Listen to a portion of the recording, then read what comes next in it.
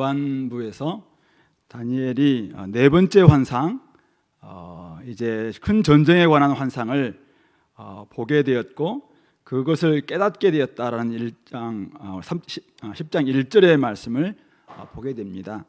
그가 큰 환상을 보고 새 이래 동안 3주 동안 슬퍼하면서 좋은 떡, 또 고기, 포도주 입에도 되지 않고 기름도 바르지 않고 금욕 생활, 금식하면서 이제 기도하는 그런 모습을 보이게 되는 것이죠. 24일 첫째 달 24일 금식 기간이 끝났을 때 같은데 히데겔 강가에서 이제 천상적인 존재가 나타납니다. 계시록에 나타나 있는 그리스도의 모습과 거의 비슷한데 어쨌든 천상적인 존재를 그가 만나면서 너무 두렵고 떨리는 그 가운데서 온몸에 힘이 다 빠지고 또 하나님의 음성 같은 이 음성, 수많은 사람들의 무리의 음성 같은 이 음성을 듣고는 그가 깊은 잠에 빠져야 되는 죽은 상태와 같은 이런 모습이 되는 것을 우리가 살펴보았습니다. 그걸 통해서 우리가 좀 살아있는 신앙, 어떤 신앙인가? 우리가 어제 본 것처럼 이 시대의 아픔과 하나님 주신 말씀 때문에 좀 탄식할 수 있는 이런 모습이 됐으면 좋겠다 말씀을 드렸고, 그렇게 탄식하기 위해서는 좀 하나님의 어떤 얼굴을 구하면서 경외감을 좀 회복할 수 있으면 좋겠다, 이런 이야기를 어제 좀 말씀을 드렸습니다. 이렇게 이제 깊은 잠에 빠져 있는 그를 이제 10절 보니까 한 손이, 아마 그 천상적인 존재가 이제 그를 어루만지고 있는 것이죠. 어루만지면서 그가 지금 몹시 떨고 있습니다. 다니엘은. 그래서 그가 다니엘의 무릎과 손바닥이 땅에 닿게 이렇게 일으킵니다. 그러면서 하는 말이, 큰 은총을 받은 사람아, 큰 은총을 받은 다니엘아, 내가 너한테 이르는 말을 깨닫고 일어서라. 내가 너한테 보내심을 받아서 이렇게 왔다. 그렇게 이야기를 합니다. 그 말을 들은 후에도 여전히 다니엘은 떨면서 일어섭니다. 그러면서 그가 이제 하는 말이 다니엘에게 다시 이야기합니다. 두려워하지 말라고. 계속 떨고 있으니까 두려워하지 말라. 네가 어떤 하나님 주신 환상을 깨달으려고 하나님 앞에 스스로 겸비하게 하던, 그러니까 3주 동안 그가 이제 금식하면서 또 하나님께 기도했던 바로 그것을 이제 스스로 하나님 앞에 겸비하기로 결심하던 첫날, 그러니까 3주 세일에 동안 그가 이렇게 겸비했는데 바로 첫날부터 그가 하나님께 기도했습니다. 그 기도하는 첫날부터 네 말이 응답받았으므로 내가 네 말로 말미암아 여기 왔다. 왔다. 그런데 오는 길에 바사 왕국의 군주, 바사 왕국의 왕처럼 이제 들립니다만은 이건 천상적인 존재들입니다. 바사 왕국, 페르시아 왕국을 위에서 다스리고 있는, 결국은 이제 악한 천사들, 이런 천사들이 21일 동안 나를 막았다. 네한테 오지 못하도록 막았다. 그래서 내가 그 왕들 앞에서 이제 방해를 받아서 머물러 있다가 가장 높은 군주, 그러니까 이제 미가엘은 하나님의 천사장이잖아요. 그래서 선한 천사입니다. 그래서 미가엘의 도움을 받아서 내가 지금 오는 길이다, 왔다. 그래서 이제 마지막 날에 내 백성이 당할 일을 너한테 깨닫게 해주려고 왔다. 이 환상은 오랜 후의 일이다. 네가 이것을 좀 알아야 된다. 이 이야기는 이제 나중에 11장 2절부터 쭉 이어지는 남방왕과 북방왕의 전쟁, 그 이야기인데 그것 때문에 왔다라고 이야기를 하고 있습니다. 근데 이런 말을 들어도 다니엘은 어떻습니까? 15절 보니까 얼굴을 땅에 향하고 말문이 막혔습니다. 너무나 이제 그런 이야기 자체가 사실은 하나님이 자기의 기도를 듣고 오셨다는 이야기를 듣긴 하지만은 또 여전히 마지막 때 이렇게 힘든 이런 이야기를 듣게 되니까 그가 말문이 막혔습니다. 이때 인자 같은 이가, 인자 같은 이는 원래 우리 7장에서는 이제 그리스도라고 그렇게 했는데 여기서는 정확하게 그가 인자 같은 사람의 아들 같은 분이 그의 입술을 이제 만집니다. 그래서 입을 열어서 그 앞에 서 있는 자에게 말합니다. 내 주여, 이 환상으로 말미암아 내가 근심이 더해졌습니다. 힘이 없어졌습니다. 호흡도 남지 않았습니다. 84세 지금 노인입니다, 다니엘은. 그런데 이 엄청난 전쟁의 이야기, 내 백성들이 당할 고난의 이야기를 듣게 되니까 호흡도 남지 아니하였는데 이제 내 주의 종이 어찌 주와 말씀할 수 있겠습니까? 이렇게 이야기를 하는 거예요. 그러니까 이제 이 사람의 모양 같은 이분이 다시 자신을 만지면서 이야기합니다. 큰 은총을 받은 다니엘아, 야, 두려워하지 마라. 지금 너무 지금 일을 두려워하고 있는데 두려워하지 말라. 평안해라. 강건해라. 다 이렇게 이야기하면서 하는 말이, 그렇게 하니까 그가 강건해졌다고 이야기하면서 말씀해달라 이렇게 이야기하니까 20절 21절, 내가 너한테 온 이유가 뭔지 아냐? 내가 돌아가서 바사 군주, 지금 이스라엘 백성들을 괴롭히고 있는, 어쩌면은 페르시아의 여러 가지 그 행정이라든지 행정관들을 지금 위에서 다스리고 있는 악한 바사 군주와 내가 싸우겠다. 근데 바사 나라가 끝난다고 해서 사실은 되는 것이 아니다. 그 다음에는 헬라 군주가 와서 또 괴롭힐 수 있다. 근데 중요한 것은 내가 먼저 진리의 글에 기록된 것은 너에게 보일 것이다. 진리의 글은 아마 하나님께서 작정하신 여러 가지 계획과 그에 따라서 내가 너한테 이제 하나님의 뜻을 보이겠다 이거죠. 보이겠다. 근데 나를 도와서 그들을 대항할 자, 바로 바사 군주와 헬라의 군주와 대항할 자는 너희의 군주, 너희를 돕고 있는 미가엘 뿐이다. 그러니까 하나님을 의지해라. 하나님의 이 다스림을 의지하고 하나님께서 부르시는 그 천사들, 미가엘과 같은 이런 사람들을 의지해서 우리가 나아간다면 사실은 문제없다. 내가 이 말 해주려고 너한테 왔다. 그것은 하나님께서 이미 작정하신 바다. 그렇게 지금 다니엘을 권면하고 격려하고 또 그를 강하게 만드는 그런 내용이 오늘 10장의 내용입니다.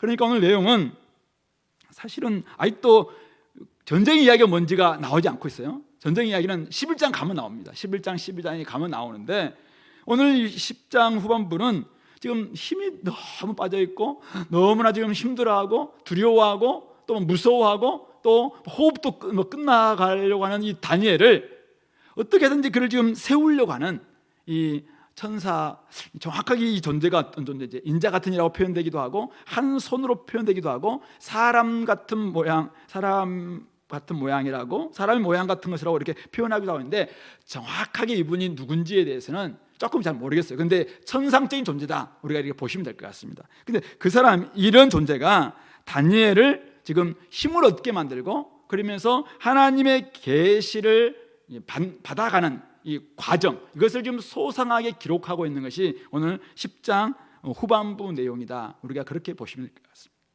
여기에는 다니엘이 드렸던 기도가 얼마나 힘이 있는가, 이런 내용들도 나와 있는 것 같고요.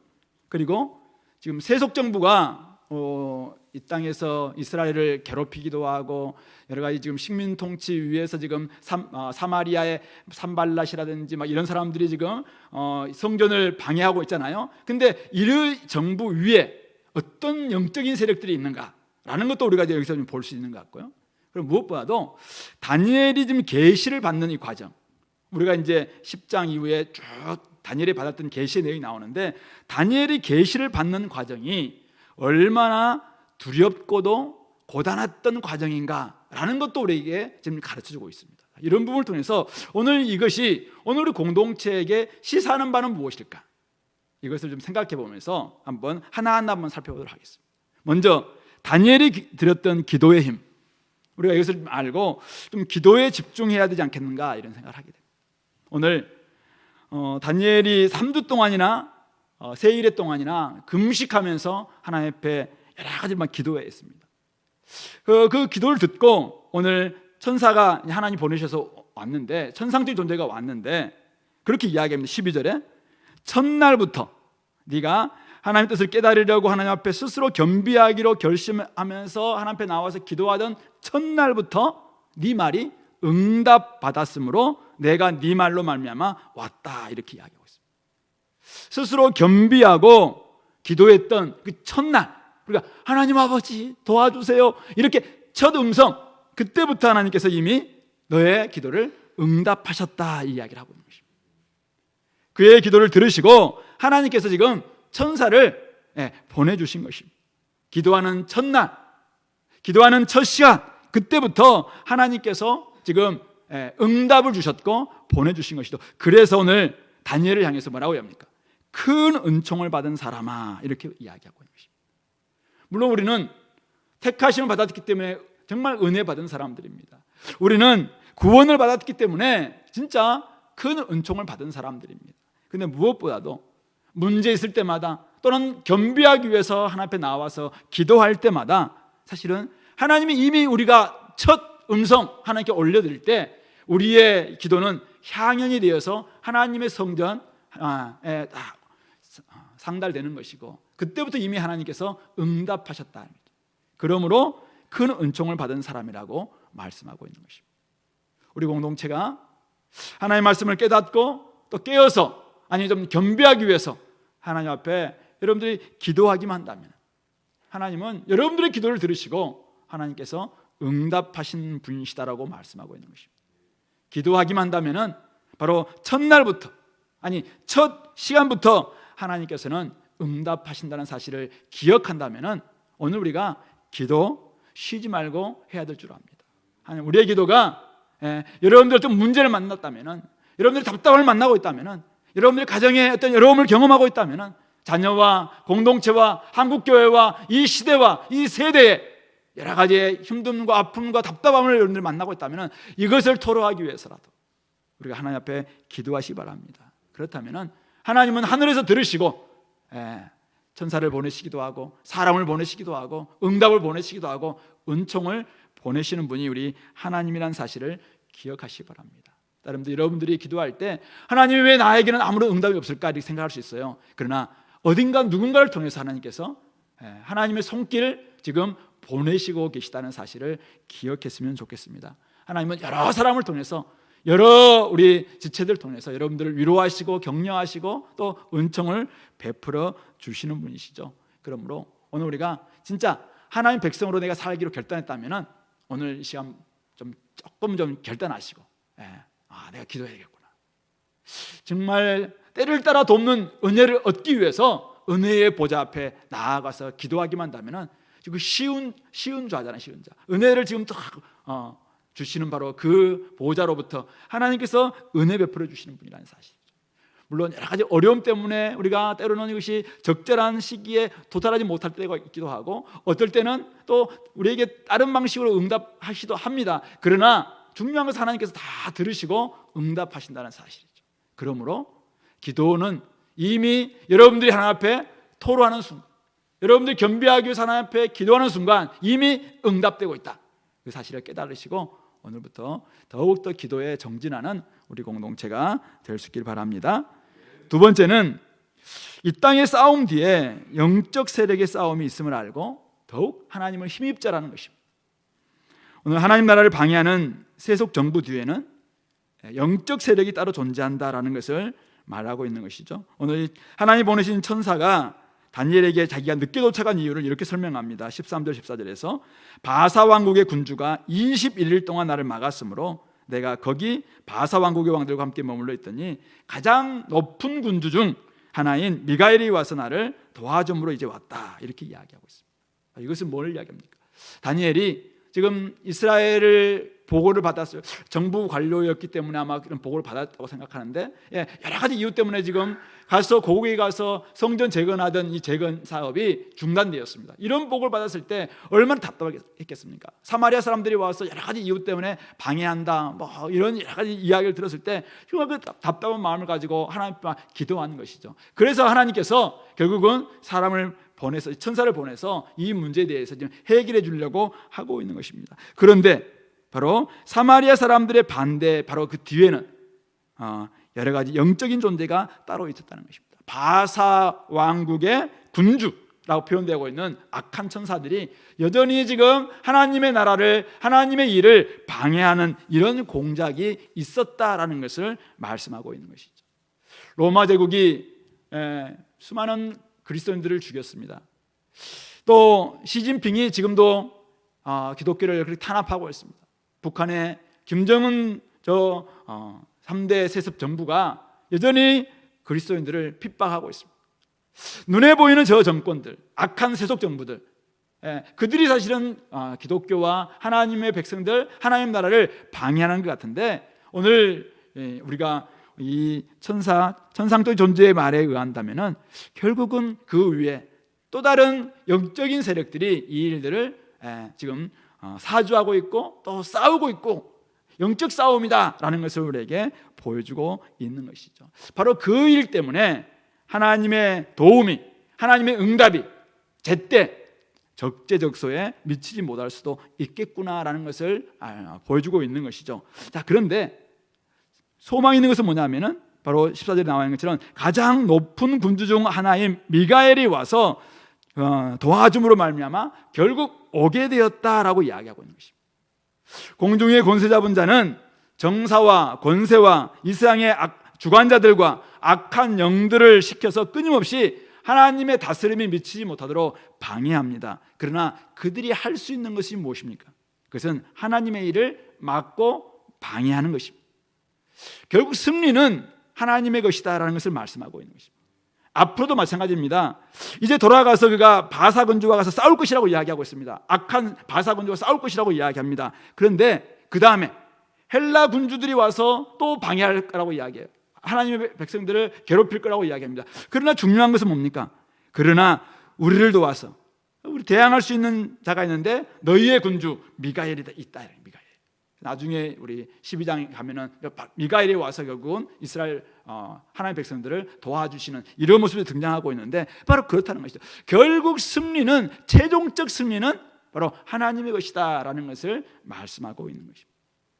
이 땅에서의 싸움, 하늘에 있는 영적 존재들의 싸움에 달려있다라는 것을 우리는 기억해야 하는 것입니다. 감사한 것은 무엇입니까?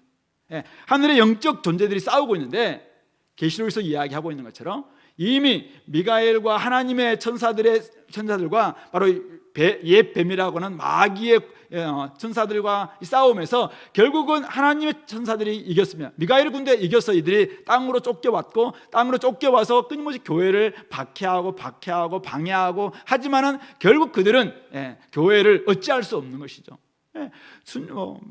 우리 몇 년 동안이나 계속 방해하고 또 끊임없이 교회로 하여금 죽이려고 하기도 하고, 교회가 주었던 아들이었던 바로 예수님을 또 죽이려고 하기도 하고, 결국 하지만은 끝내 그들은 사실은 승리하지 못하게 되는 것이잖아요.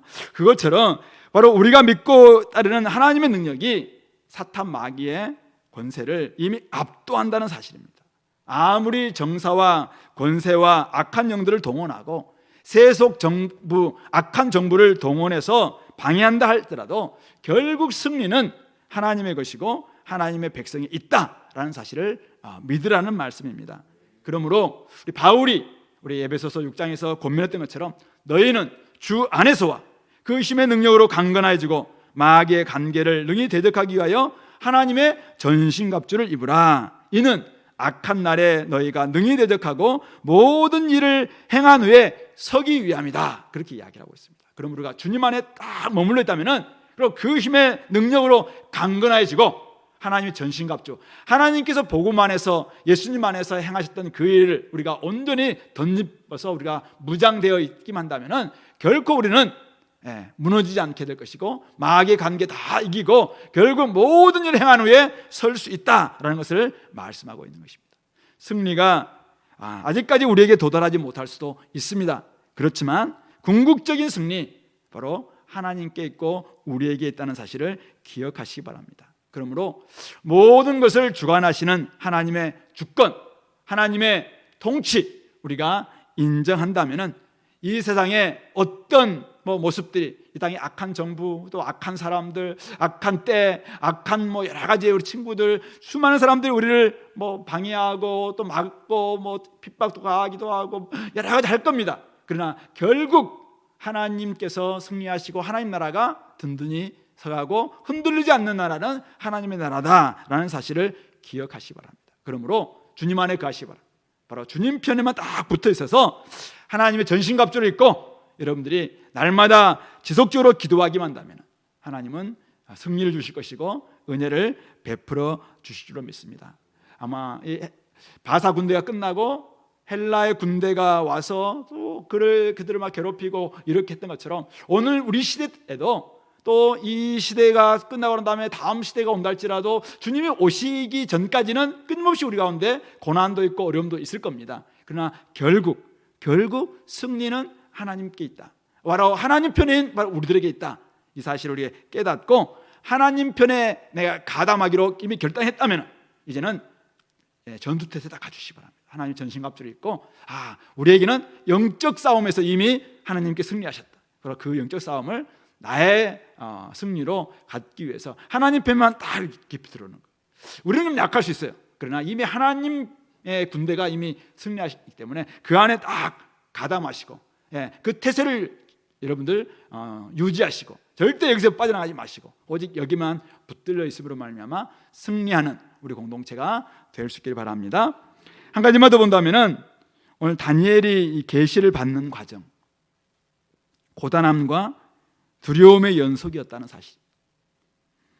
다니엘이 환상을 또 이 말씀을 받는 과정 어떻습니까? 아까 보니까 말문이 막히고 근심이 더해지고 호흡이 남아있지 않을 것 같은 이 두려움의 연속이었다는 것입니다. 이 말씀 자체가, 이 계시 자체가 사실은 너무나도 힘든 이야기고 이것이 우리 고난과 고통과 또 여러 가지 어려움이 있겠다라는 이런 이야기를 사실은 그걸 받는 것 자체가 이 다니엘이 아무리 선지자지만 또 오랫동안 하나님 편에서 기도하면서 하나님의 마음을 가지고 정말 끊임없이 경건을 유지해왔던 이 다니엘이었지만 이게 쉽지 않더라는 거예요.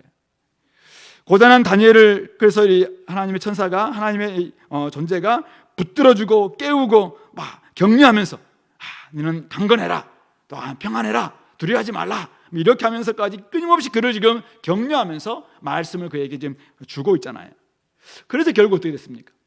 하나님의 계시의 말씀이 오늘 다니엘에게 임하게 되었고 이 하나님의 계시 말씀이 오늘 기록됨으로 말미암아 오늘 우리에게까지 오게 되는 것이죠.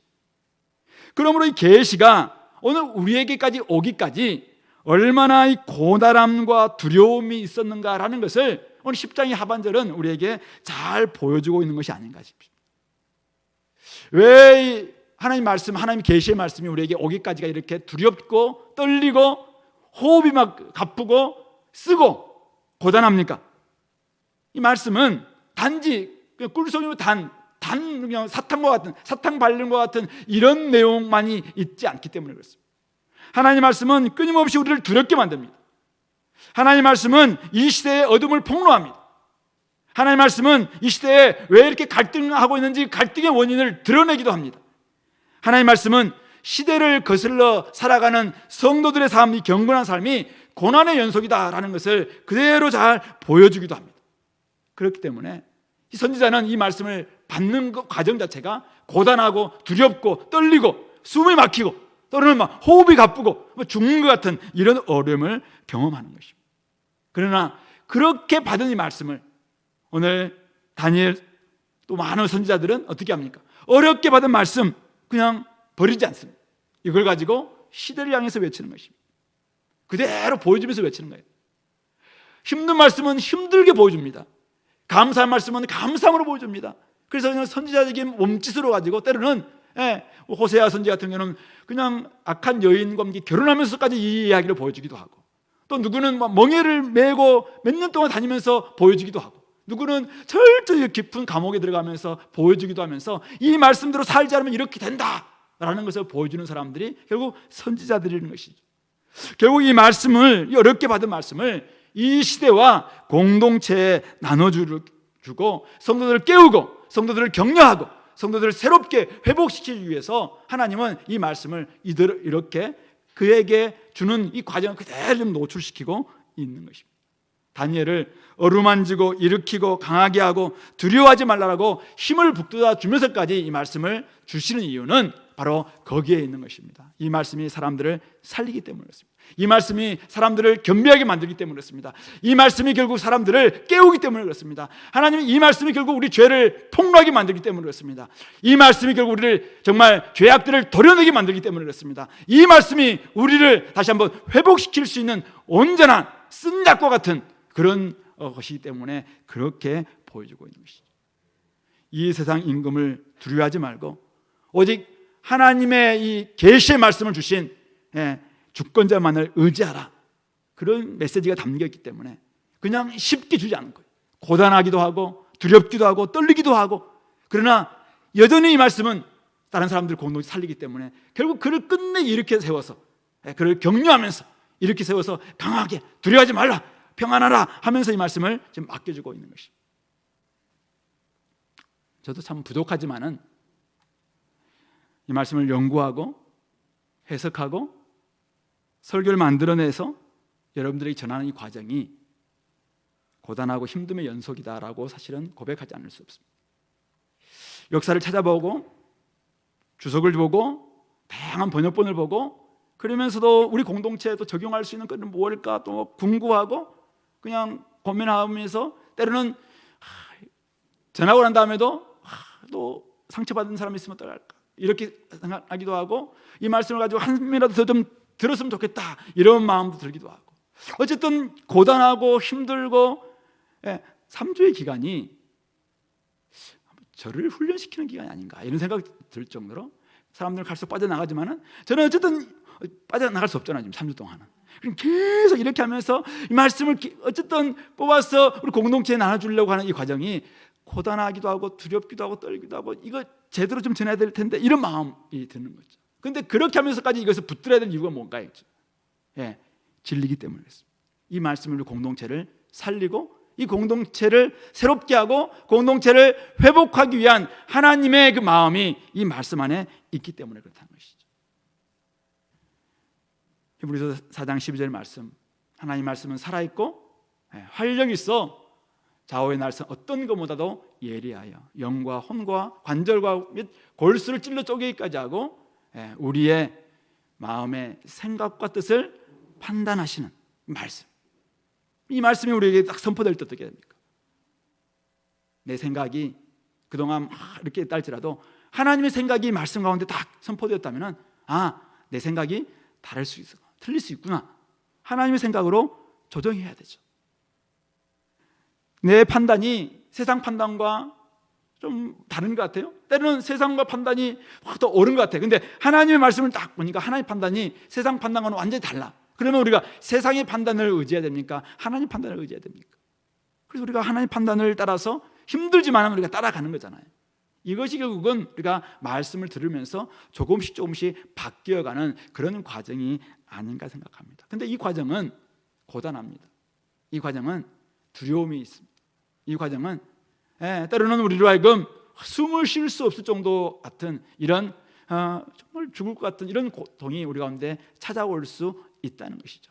그러나 그럼에도 불구하고 이 말씀을 우리가 받아서 이렇게 마음속에 입으로 먹고 배에서 막 쓴 이 과정을 경험하면서 살아내기만 한다면 이 말씀은 우리를 살릴 것입니다. 이 말씀은 우리 가정을 살릴 것입니다. 이 말씀은 우리 공동체를 살릴 것입니다.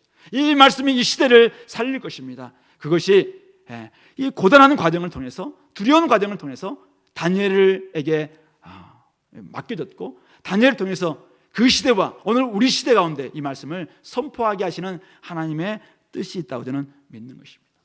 성도 여러분, 하나님께서 이 말씀으로 오늘 여러분들을 하나님의 사람으로 만들기를 원하시고 계십니다.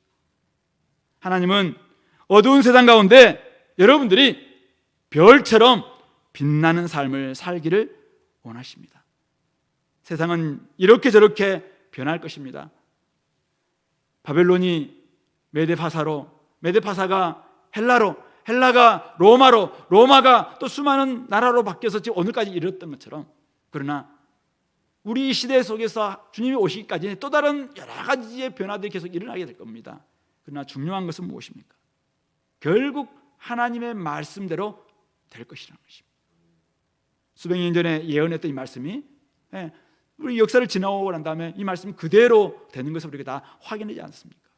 물론 믿음이 없는 사람들은 이걸 다 역사가 지나고 난 다음에 이걸 기록했다라고 다니엘서를 그렇게 이야기하는 사람들이 많이 있어요. 그러나 우리는 그렇게 믿는 사람들이 아닙니다. 하나님께서 결국 말씀하셨고 그 말씀은 그대로 이루어졌고 오늘 우리에게 남아있는 이 말씀도 여전히 그대로 이루어질 것이다 라는 걸 믿고 우리는 말씀 앞에 순종하는 것입니다. 그러므로 오늘 다니엘에게 주셨던 이 말씀, 기도할 때마다 응답하셨고 그리고 이 시대에 여러 가지 영적인 싸움이 있지만 그 위에 영적인 싸움이 있다는 사실을 우리가 깨닫는다면 이 사실을 깨닫고 말씀이 오늘 우리를 살리고 말씀이 우리 공동체를 살리고 말씀이 우리 가정을 살리고 말씀이 결국 이 시대와 이 나라의 소망이 되겠다 이런 생각이 든다면 이 어두워져가는 이 세상 가운데 빛을 비출 수 있는 우리 공동체가 되기 위해서라도 이 말씀을 잘 받으시고 이 말씀으로 또 도전도 하시고 이번 주 우리 전도 집회 있지 않습니까? 결국 이 말씀이 사람들을 살릴 수밖에 없지 않습니까? 바로 이 복음만이 사람들을 살릴 수 있다라는 것을 믿는다면은 여러분들이 말씀을 쫙 붙들으시고 이 말씀이 이런 과정을 통해서 나한테 왔구나. 이 말씀이 저들에게 간다면은 저들이 받는 과정 자체가 고단하고 두렵고 호흡도 막 끝나고 막 이런 과정이 되겠지만 결국 그들을 살릴 수 있고 그들을 회복시킬 수 있고 그들을 구원할 수 있는 능력의 말씀이 될 수도 있겠구나. 이런 마음을 생각하시고 그렇게 기도하시고 또 이번 한 주간을 살아내는 우리 공동체가 될 수 있기를 간절히 소망합니다. 같이 기도하겠습니다. 우리 말씀을 좀 기억하시면서 하나님, 제가 말씀의 사람 되게 도와주시고 하나님의 말씀에 순종하는 사람이 될 수 있도록 함께 달라고 이 시간에 같이 한번 기도하겠습니다.